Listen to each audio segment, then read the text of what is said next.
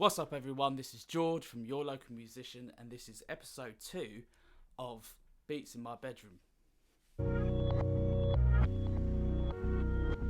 Now, if you've watched the first episode, you'll know that I was struggling to sort of come up with a name for this for a little while, but gradually, after about 2 days of that podcast actually coming out, I was messing around on a Google Words document. I had about 5 or 6 names there, and none of them really sounded that good to me. But eventually, when the right one comes, Beats in My Bedroom, I thought that on its own encompasses the message so much of what I want to spread, which is the message of individualism, the message of being independent. The knowledge that I spread is going to be all about that, and that's what you're going to get in this podcast. So I thought Beats in My Bedroom really sort of encompasses all of that, because there's a certain stigma attached to the phrase of being a bedroom producer, whereas I've always thought of it as an absolute blessing. Like, what's wrong with it? What's wrong with being a beat maker that makes beats in your bedroom?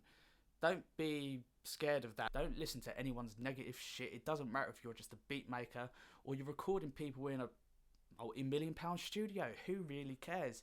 It's all about the work that you put out, and it's all about the message that you spread. And I want my message to be a message of positivity and helping people. So I wanted to make episode 2 about a subject that is quite sort of close to me. It's a subject that I've only really recently, over the past year or so, started to really put a lot of my effort into, and that's how to effectively manage a music career around also working a 9-to-5 job. I'm working a 9-to-5 job as it is. I do this on the side, and I put a lot of time and a lot of effort into it, but how do I effectively manage it around having a job, having a fiance, having time for a relationship, and spending time on other things? How do I do that when this right here encompasses so much of it? And it's really just through the art of scheduling. A lot of people seem to miss out on just that one thing. And it's really that simple, just scheduling your time and being as efficient with it as you possibly can. So if you've got some beats to release, what's the schedule around that? You've got to make the beat, obviously. You've got to make the cover art for the beat. You've got to make a video for the beat. I think we're all sort of tied up in this belief of having to achieve the quota of certain other people. Like, for instance, in the beat selling game, there's always been this thing about how many beats can you make in a day. Can you make 4? Can you make 5? A lot of people can do that, and that's easy for some people, but it's not easy for everyone else. Have I ever got into that, making a certain amount of beats per day? Yes, I have, and to be quite honest, I was making maybe 2 or 3, and it was burning me out. My ideas after 2-3 weeks of that just weren't coming because I'd exhausted myself. So what do I do now? I make 1 beat a week, maybe 2. I'm doing it in my own time, and the fact that I no longer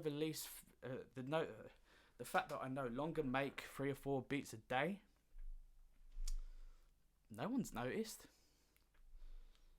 Would I say releasing a high amount of beats is important if you're trying to grow a beat store? Absolutely, but if it's burning you out and your ideas are just dying because of it, then don't do it. Your brand, you are fully in control of your brand and what it stands for, and you control what the customers can ultimately expect. You set the standard for yourself. You don't have to follow the standards of anyone else if you're trying to grow this thing independently, whether that be beat selling, and the same thing applies to being an artist. But how do you actually schedule that time?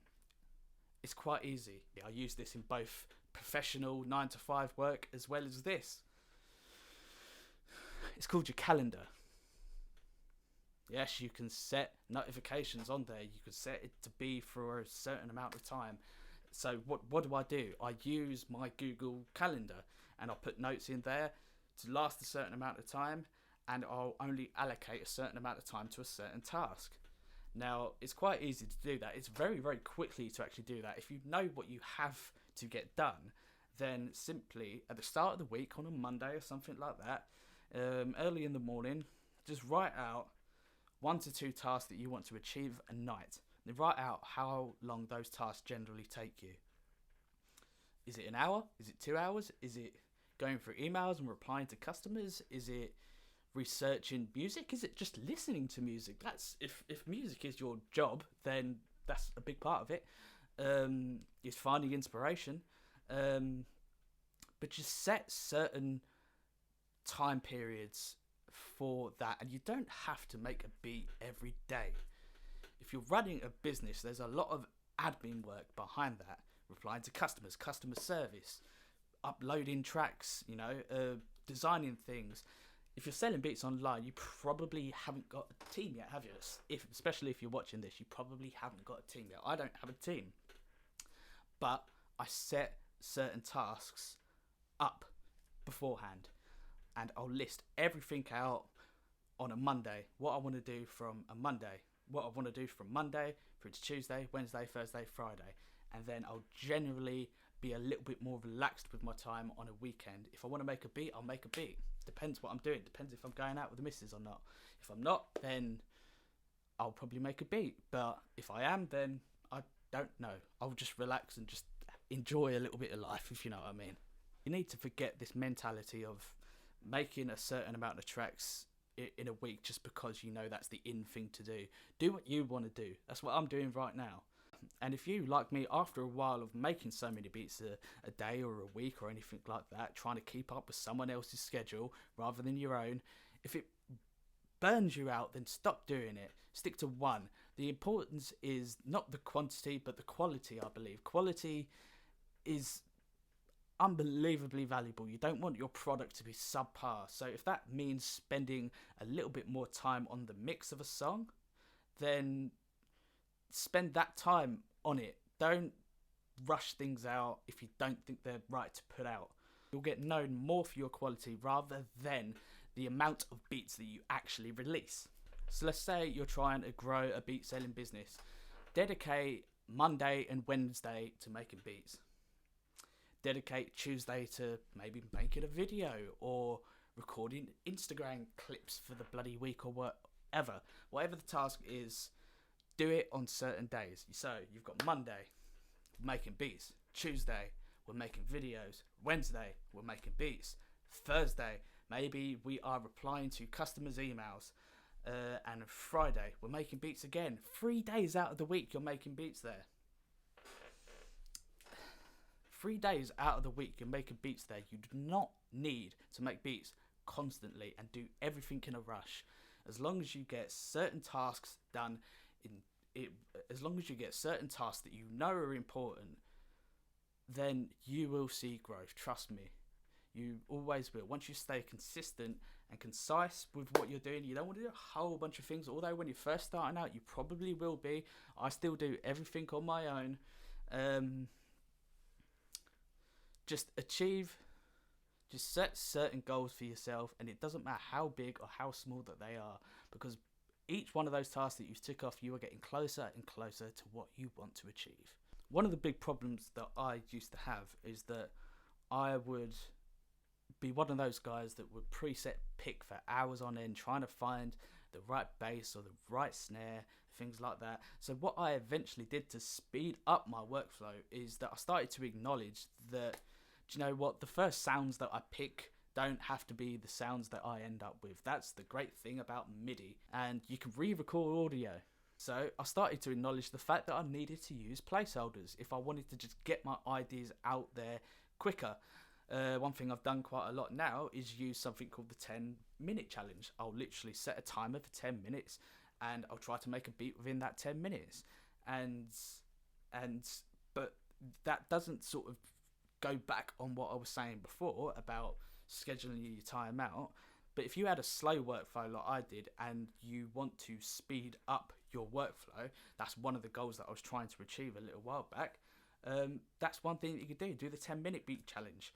And the point of it is to bring down your thinking and bring out your feeling. The more you feel in your tracks, the more that they will sound unique. And the more the more unique that you are in this industry, the more you will stand out. Look at Snoop Dogg. Look at Dr. Dre. Look at Eminem. Why are these people so legendary?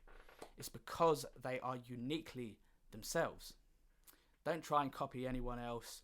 Be yourself. Set your own goals. Set your own time. And just have a clear knowledge of what you want to achieve, what goals you want to achieve that week or that month. That could be something like getting to a certain video amount on YouTube, or getting certain bloody subscribers or something like that, or releasing blog posts, or releasing 2 beats a week. Set your goals and stick to them. But as long as they're your goals, that's all that matters. If you just set your goals out on a weekly basis or a monthly basis so that they are noted and you'll be reminded to do it, you'll get closer to what you want to achieve. And it doesn't matter what that achievement is. So guys, I just wanted to end that here. This is episode 2 of the Beats in My Bedroom podcast. And you can catch this on all podcast audio streaming platforms, Spotify, Stitcher, all those ones. They're all out there. And stay with me for episode 3. Share and all that nonsense. Lovely jubbly.